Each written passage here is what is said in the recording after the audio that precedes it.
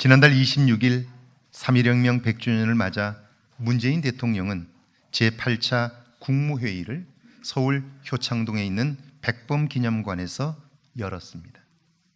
전쟁 때를 빼고 정부 청사가 아닌 외부에서 국무회의를 연 것이 이번이 처음이라고 하는데요. 이날 아침 대통령은 국무위원들과 함께 백범 김구 선생 묘소와 윤봉길, 이봉창, 백정기 의사와 임정묘역을 참배했습니다.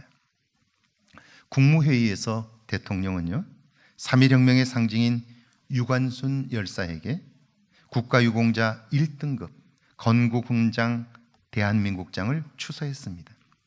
하루 전날 대통령은 KBS가 방송한 나의 독립 영웅 프로그램에도 출연해서 임시정부 초대 국무령을 지낸 이상용 선생을 직접 소개하기도 했습니다. 이 어른은 자신의 사제를 털어 신흥 무관학교를 세운 독립운동가인데요, 50의 나이에 중국으로 망명하여 무장 독립운동사의 길이 남을 만한 업적을 이룬 분입니다. 대통령께서 이처럼 직접적으로 독립운동에 관한 의식을 고취하고자 하는 것은 올해가 3.1혁명 100주년이 되는 해이기도 하지만 그것보다 더 근본적인 이유가 있습니다. 그것은요, 그동안 조국의 독립을 위해 희생한 분들을 국가가 온전히 예우하지 못했다는 반성 때문입니다.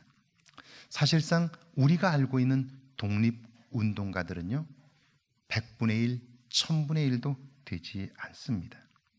그들은 대부분 자신의 삶과 목숨뿐 아니라 재산을 모두 다 바쳤습니다.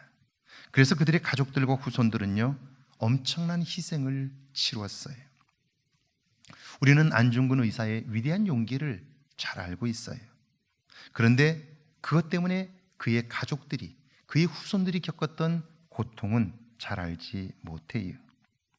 그날 이후 그의 가족들은요, 엄청난 박해와 회유, 그리고 배고픔을 겪었습니다. 결국 안중근 의사의 장남은 7살의 나이에 독사를 당했고요, 차남 안준생은 1939년 10월 16일 이토 히로부미의 아들 이토 분키치를 만나 아버지가 저지른 일에 대하여 사죄 회견을 열고 용서를 구했어요. 아버지의 애국을 매국으로 그 아들이 바꾼 거죠. 반면에 친일한 사람들의 후손들은요, 이후에도 떵떵거리며 살았습니다. 그러니까 누가 조국을 위해서 희생하려고 하겠어요? 이제부터라도 조국을 위해 헌신한 사람은 국가가 책임지겠습니다. 그 약속을 대통령이 나서서 하는 거예요. 안중근 의사의 삶을 다룬 뮤지컬 영웅은 정말 감동적인데요, 안중근을 비롯한 11명의 독립투사들이 조선 침략의 원흉으로 지목된 이토 히로부미와 매국노 이완용을 처단하기로 결의를 합니다. 만약 3년 안에 그 일을 성사시키지 못하면 자살로서 국민에게 속죄하겠다는 다짐을 하고는 그 11명이 왼손 이 4번째 손가락 한 매듭을 잘라요. 그리고는 피로써 항일 투쟁의 의지를 다져요. 그 피로 대한독립이라는 글을 쓰고요, 그리고 자기들이 그 일에 헌신하겠다고 다짐을 해요. 이것이 단지 동맹인데요, 뮤지컬 영웅 안중근 의사의 삶을 다룬 이 뮤지컬은 이 단지 동맹으로부터 시작이 됩니다. 한번 영상을 한번 보실까요? 네, 보시죠.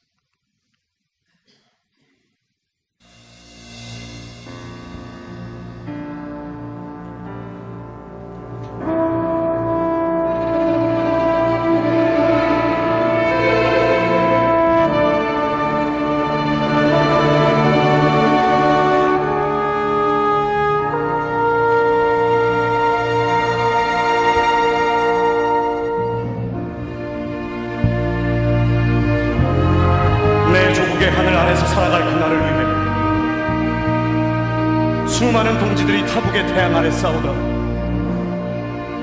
자작나무 숲으로 사라졌습니다. 그들의 간절했던 영혼이 하늘을 감동시킬 수 있도록 뜨거운 조국의 왕 간절합니다만 저 안쪽으로 이 한 손가락을 조국에 바치겠습니다. 울창한 자작나무 숲 만국의 땅 우리는 모였다.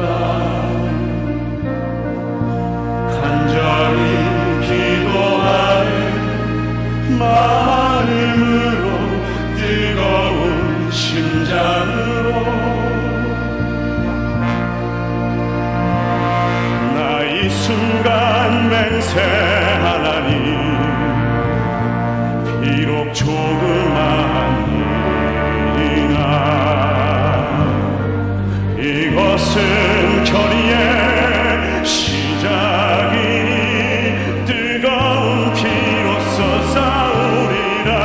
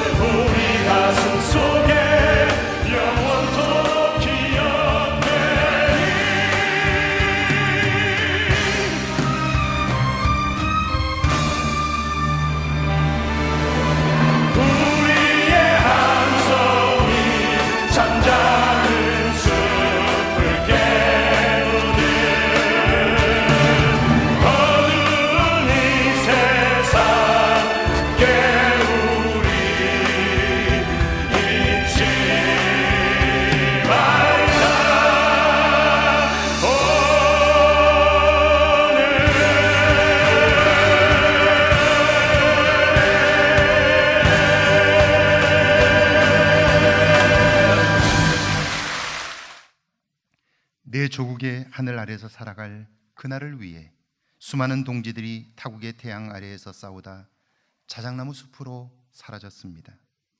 정말 그랬어요. 특별히 3.1 만세 혁명으로 인하여 목숨을 바친 애국 지사들만 공식 기록상 7,509명입니다. 그들의 목숨 건 헌신이 있었기에, 그 가족들과 자손들의 뼈아픈 희생이 있었기에 오늘 우리가 있는 것입니다. 우리가 그들을 기억하고 존중할 때에 나라의 위기마다 자원하여 헌신하는 사람들이 생겨날 거예요. 그리고 하나님은요, 그런 그들을 통해 위대한 일들을, 위대한 역사를 이루실 거예요.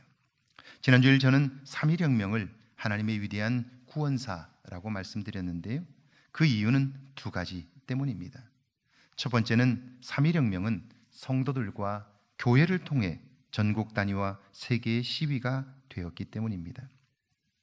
독립선언서와 태극기의 인쇄와 배포, 그리고 국내뿐 아니라 해외의 연락을 교회가 감당했습니다. 하나님은 오늘도 여전히 우리와 교회들을 통해 구원의 역사를 이루어 가고 계십니다. 두 번째는 3.1 혁명의 희생을 성도와 교회들이 감당했기 때문이에요. 3.1 혁명의 희생자 중 상당수가 그리스도인들이었습니다. 그럴 수밖에 없었던 것이 3.1 혁명의 선두에 성도들이 섰기 때문입니다. 그리고 교회는 그들의 배후에서 기도했습니다.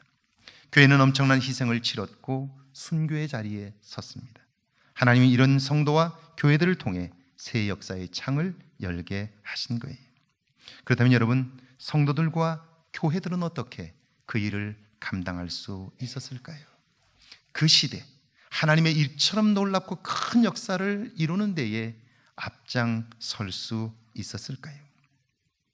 교회와 성도들은 깨어 있어 평양 대부흥 운동을 통하여 깨어 있어 하나님의 말씀이라면 순종할 준비가 되어 있었죠.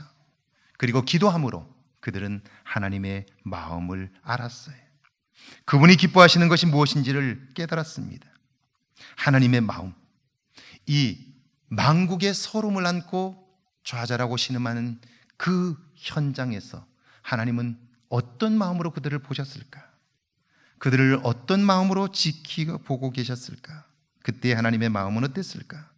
오늘 구약의 본문 출애굽기 3장 7절에 보면 이렇게 되어 있습니다. 7절을 한번 같이 읽어볼까요? 함께 읽습니다.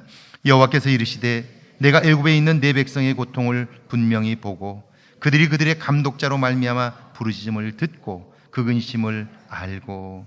하나님의 마음은 5개의 동사로 되어 있는데요, 7절에는 3개가 있습니다. 그 첫 번째가 내 백성의 고통을 분명히 보았다는 거예요. 하나님은 그 백성이 고통을 겪고 있을 때에 그들이 겪는 고통을 보고 계셨다 하는 거예요. 두 번째는 감독자로 말미암아 부르짖음을 들었다는 거예요. 그들이 신음소리를 낼 때 그 소리를 안타까운 마음으로 듣고 계셨다는 거예요. 세 번째는 그래서 그 백성이 안고 있는 근심을, 걱정을 알고 계셨다는 거예요. 하나님은 그저 우리를 바라만 보시는 분이 아니라 우리가 겪고 있는 아픔을 알고 계시는 분이, 보고 계시고 우리의 신음소리를 들으시는 분이, 그렇기 때문에 우리를 더 이상 고통 가운데 둘 수 없는 분이죠. 하나님의 구원사인 출애굽의 역사는 이런 하나님의 마음으로부터 시작이 된 거예요. 그뿐 아니라 8절을 한번 같이 읽습니다. 8절입니다. 내가 내려가서 그들을 애굽인의 손에서 건져내고 그들을 그 땅에서 인도하여 아름답고 광대한 땅, 젖과 꿀이 흐르는 땅, 곧 가나안 족속, 헷 족속, 아모리 족속, 브리스 족속, 히위 족속, 여부스 족속의 지방에 데려가려 하노라. 7절에 있는 3개의 동사가 하나님의 내면적인 성품이라면 8절에 있는 2개의 동사는 적극적인, 그래서 고통과 아픔 속에 있는 인간의 삶에 직접 개입하시는 하나님의 구원사입니다. 네 번째 동사를 8절은요, 하나님께서 애굽인의 손에서 직접 건져내신다는 거예요. 우리의 노력이나 수고가 아닙니다. 하나님은 철저히 당신의 능력으로 우리를 구원해 주시는 거죠. 이것은 정말 중요한데요, 많은 경우 성도들이 이 하나님이 당신의 능력으로 우리를 구원하신다는 사실을 잘 알지 못해요. 내 노력으로 무언가 되는 것처럼 착각하게 되는데요, 여러분, 하나님이 당신의 능력으로만 구원을 베푸신다는 사실을 이해하는 일이 참 중요해요. 왜냐하면 사람은요, 자신이 할 수 있는 일에는 최선을 다하지만 할 수 없는 일을 만나면 금방 포기해요. 그리고는 이 문제의 원인이 다른 사람에게 있다고 그 사람을 희생양으로 삼고요, 원망과 분통을 터뜨려요. 그래서 자기 스스로 무너짐으로써 하나님이 하실 일들을 보지 못하게 되는 거예요. 생각해 보세요. 앞에는 홍해가 있고 뒤에는 애굽의 군대가 추격하고 있어요. 이제 죽었죠. 모든 게 끝났어요. 살아날 방법이 없는 거예요. 그러니까 그들은 두려움에 휩싸였고요, 모세를 원망해요. 모세만 원망하는 것이 아니라 그들은 말하기를, 우리가 애굽에 있을 때 그냥 놔두지 왜 우리를 끌고 와서 여기서 죽이려고 하느냐고 그렇게 원망을 해요. 그러므로 지금까지 하나님이 행하셨던 구원의 역사를 전부 다 부정해버리고 마는 거예요. 이런 때에 모세가 그들에게 외쳤던 말, 그것을 우리가 기억할 필요가 있어요. 그는 이렇게 말합니다. 너희는 두려워하지 말고 가만히 서서 여호와께서 오늘 너희를 위하여 행하시는 구원을 보라. 오늘 너희가 본 애굽 사람을 영원히 다시 보지 못하리라. 너희들은 방법이 없다고, 더 이상 이제 끝났다고 말하지만, 그러나 오늘 너희를 위하여 행하시는 하나님의 구원을 보라는 거예요. 하나님이 하실 일들을 보라는 거예요. 그걸 놓쳐버리면 너희는 좌절과 절망에 빠져 결국 한숨 쉴 수밖에 없다 하는 거예요. 구원은 우리의 노력이나 재주가 아니라 하나님이 직접 행하시는 거예요. 3.1 혁명이 당장 독립의 열매를 얻은 것은 아니에요. 그러나 그 일로 인하여 대한민국 임시정부가 상해에서 탄생했어요.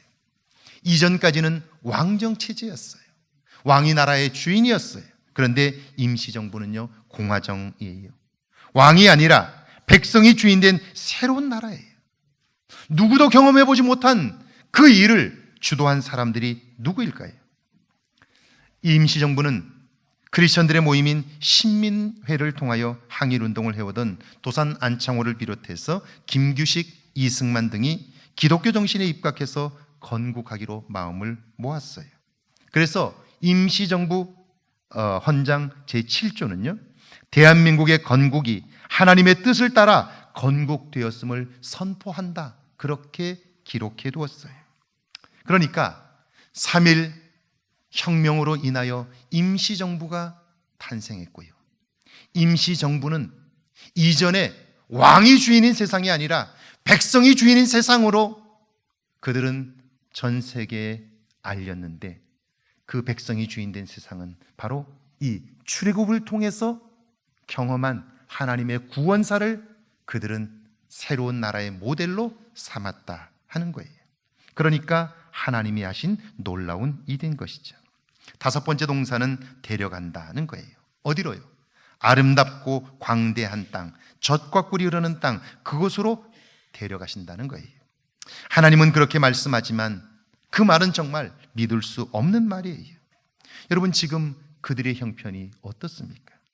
애굽에 있는 백성들은 노예 신분이에요. 주면 먹고 안 주면 굶어요. 때리면 맞고 시키면 죽을 때까지 일해요. 자유란 한 톨도 없고요, 미래는 꿈꿀 수도 없습니다. 게다가 모세는요, 애굽에서 40년을 살았어요. 애굽의 바로의 궁궐에서 40년을 살았기 때문에 바로가 얼마나 잔인한 사람인지, 그의 권력이 얼마나 대단한지, 그 나라는 얼마나 군대가 강하고 그의 권세가 얼마나 엄청난지를 너무나 잘 알고 있어요. 그의 판단에 의하면 이 애굽은 누구도 감히 범접할 수 없는 강력한 나라예요. 그런데 바로가 그 백성을 순순히 내보내준다고요? 그리고 아름답고 광대한 땅, 젖과 꿀이 흐르는 땅으로 데려가신다고요? 여러분, 그런 땅이 어디 있어요? 어디서 그런 땅을 만날 수 있나요? 그건 가당치도 않아요. 아무리 생각해도 그 말씀은 현실성이 없어요. 불가능해요. 여러분, 그러니까 사람들은, 자기 생각을 의지하는 사람들은 거기서 멈추고 마는 거예요. 거기서 스스로 주저앉고 마는 거예요. 그런데 하나님은요, 모세를 통하여 그 백성들에게 내가 너희를 아름다운 땅, 젖과 꿀이 흐르는 땅으로 인도하여 드리리라, 그렇게 말씀해요. 우리의 능력으로 가라는 것이 아니라 하나님의 능력으로 그렇게 하시겠다는 거예요. 결과가 어떻습니까? 하나님은 결국 그 일을 이루고 마셨어요. 그러니까 믿음이 없이는 하나님을 결코 기쁘시게 할 수 없을 뿐 아니라 믿음이 없이는 하나님이 하시는 일을 눈으로 볼 수 없는 거죠. 지금으로부터 100년 전 3.1 혁명으로 인하여 얼마나 많은 사람들이 죽었는지 몰라요. 끌려가 고문당하고 집안은 모두 풍비박산이 났어요. 이런 상황에서도 일제의 간담을 서늘하게 하신 분이 계세요. 그분이 우리 지역 남전교회 문용기 장로님이죠. 1919년 4월 4일 이리장터에서는 남전교회와 크리스천들이 주동이 되어 300명 이상의 사람들이 모였어요. 장로님은 태극기를 들고 제일 앞에 서서 시위를 주도했는데요, 시위대는 대한독립 만세를 외치며 일본인 대주주가 운영하던 오하시 농장으로 향했어요. 이 지역에 있었던 모든 땅들은 일본 사람들이 다 빼앗아 갔고요, 농사를 대대로 지었던 사람들은 다 소작농이 되어버렸어요. 우리 땅을 강제로 빼앗긴 사람들이 그 농장을 향해서 우리 땅을 돌려달라고, 이 빼앗긴 조국을 돌려달라고 외치며 나아가게 된 거죠. 시간이 지나면서 시위 군중은 계속해서 늘어 대략 1000명이나 되었습니다. 놀란 일본 경찰과 동원된 깡패들은 총과 칼, 곤봉을 들고 방어선을 구축했고요. 시위대는 힘차게 행진을 했습니다. 일본 경찰은 발포하며 더 이상 오지 못하도록 막았는데요. 그럼에도 문용기 장로님은 오른손에 태극기를 들고 그 앞으로 걸어 나갔어요. 그러자 일본 헌병이 달려와 장로님의 태극기를 든 오른손을 칼로 베어버렸어요. 손에 들렸던 태극기는 땅에 떨어졌는데요. 장로님은 다시 왼손으로 그 태극기를 주워 들었어요. 그리고는 대한독립 만세를 외쳤어요. 일본 헌병은 또다시 칼로 그 왼손을 베어버렸고요. 분이 풀리지 않았는지 목을 쳐버렸어요. 그렇게 장로님은 그곳에서 피를 흘리며 순교하고 말았어요. 힘가진 자에게는 폭력과 살인도 죄가 되지 않는 현실, 나라를 빼앗겨 돌려달라고 외쳐도 그것이 오히려 죄가 되는 나라, 이런 나라가 앞으로 어떻게 될까요? 이런 땅과 백성에게 소망이 있을까요? 마치 출애굽할 때에 모세에게 하나님께서 내 백성을 인도하여 내라, 내가 저들을 젖과 꿀이 흐르는 땅, 아름다운 곳으로 인도하리라 말씀하셨는데 모세로서도 도저히 믿기지 않는 그 말씀을 하나님이 하신 거예요. 지금으로부터 100년 전 대한 독립 만세를 외치며 하나님께서 이 땅을 해방시키시며 이 백성을 아름다운 땅, 젖과 꿀이 흐르는 땅으로 이끄실 거라고 그들은 믿고 외쳤는데, 여러분, 그 당시 그들이 꾸었던 꿈은 가당치도 않은 꿈이었어요. 도저히 있을 수도 없을 것 같은 일이었어요. 그런데 그로부터 100년 후 오늘 이 땅은 어떻습니까? 식민지를 경험한 나라임에도 세계사에 남을 만한 경제 성장을 이루었습니다. 피 흘림 없이 군부의 독재를 청산했고요. 백성들의 힘으로 민주주의를 이루어냈습니다. 아직도 이루고 청산해야 할 것들이 많지만, 그러나 오늘 이 땅은 아시아를 넘어 세계가 부러워하는 땅이 되었습니다. 하나님께서 이스라엘 백성들에게 약속하신 것처럼 아름답고 광대한 땅, 젖과 꿀이 흐르는 땅으로 데려다 주신 거죠. 오늘 신약성경 누가복음 4장 16절과 17절을 한번 같이 읽습니다. 16절과 17절입니다. 예수께서 그 자라나신 곳 나사렛에 이르사 안식일에 늘 하시던 대로 회당에 들어가사 성경을 읽으려고 서심해 선지자 이사야의 글을 드리거늘 책을 펴서 이렇게 기록한 데를 찾으시니 곧 예수께서 고향 나사렛을 찾으셨어요. 마침 그날이 안식일이었기 때문에 회당에 들어가셔서 성경을 읽으시는데요, 그 말씀이 이사야 61장 1절 이하에 있는 말씀이에요. 그 말씀을 인용하신 것이 오늘 본문 18절과 19절입니다. 같이 읽습니다. 주의 성령이 내게 임하셨으니 이는 가난한 자에게 복음을 전하게 하시려고 내게 기름을 부으시고 나를 보내사 포로된 자에게 자유를, 눈먼 자에게 다시 보게 함을 전파하며 눌린 자를 자유롭게 하고 주의 은혜의 해를 전파하게 하려 하심이라 하였더라. 예수님께서 이 땅에 오신 목적은요, 가난한 자들에게 복음을 전하기 위함이에요. 그렇다면 여러분, 누가 가난한 자일까요? 오늘 성경에 보니까 가난한 자는 포로된 사람, 눈먼 사람, 눌린 사람들이에요. 왜냐하면 가난하다는 말은 삶에 있어서 결핍이 있다는 말이에요. 부족함, 채워지지 않은 것들이 있다는 뜻이에요. 포로된 사람에게는 자유가 없습니다. 눈먼 사람은 볼 수 있는 길이 없고요, 눌린 사람에게는 보호받을 수 있는 권리가 없습니다. 그렇다면 한번 생각해 보세요.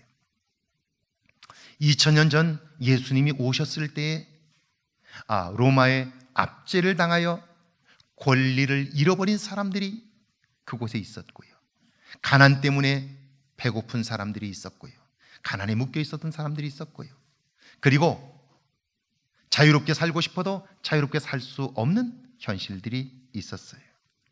예수님은 그들에게 그 말씀을 하셨는데요, 그런데 그들만 자유가 없는 가난한 사람들이었을까요?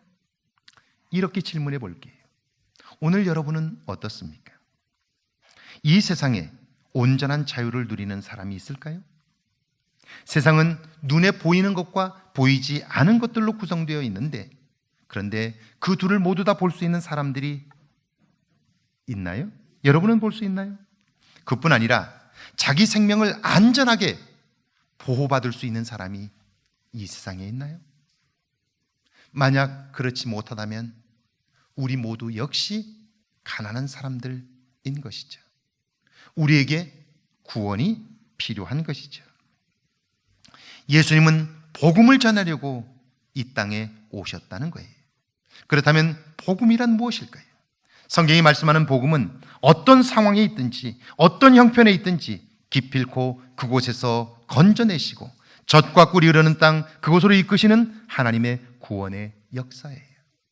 지금으로부터 100년 전 나라는 빼앗겼고, 그래서 촉은 목피하는, 풀을 뜯어 줄인 배를 채우는 그들은요, 그럼에도 불구하고 하나님이 우리를 도우시면, 하나님이 우리를 우리와 함께 하시면 구원하시는 하나님은 우리의 이후의 삶을 젖과 꿀이 흐르는 땅으로, 아름다운 곳으로 이끄신다고 믿은 거예요.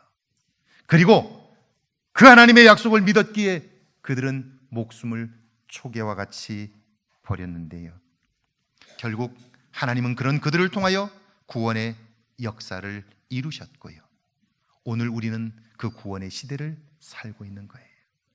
그렇다면 오늘 그 구원을 이루신 하나님을 기억하면서 내 삶에 눌린 것은 없는지, 오늘 내 삶은 보지 못하며 살고 있지는 않은지, 오늘 나는 온전히 자유를 누리며 살고 있는지를 살펴보아야 할 거예요. 오늘 내 삶에 구원이 필요함을 기억하면서 하나님께 도움을 구하게 될 때, 하나님은 오늘 우리에게도 구원의 역사를 이루시고요, 구원받은 우리들을 통해서 이 땅에 여전히 필요한 구원의 역사들을 위하여 기도하게 하시고요, 기필코 그 구원의 역사를 완성해 가실 거예요. 사랑하는 여러분, 이제는 눈을 들어 내 삶에 포로된 것을 발견하십시오. 보지 못하여 알지 못하는 것들을 고백하십시오. 그리고 내 생명, 내가 지킬 수 없음을 솔직하게 인정하십시오.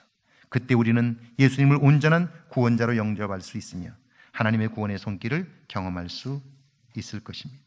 분단된 이 백성과 역사 위에도 하나님의 구원의 손길이 임하도록 함께 기도하는 저와 여러분 모두 되시기를 주의 이름으로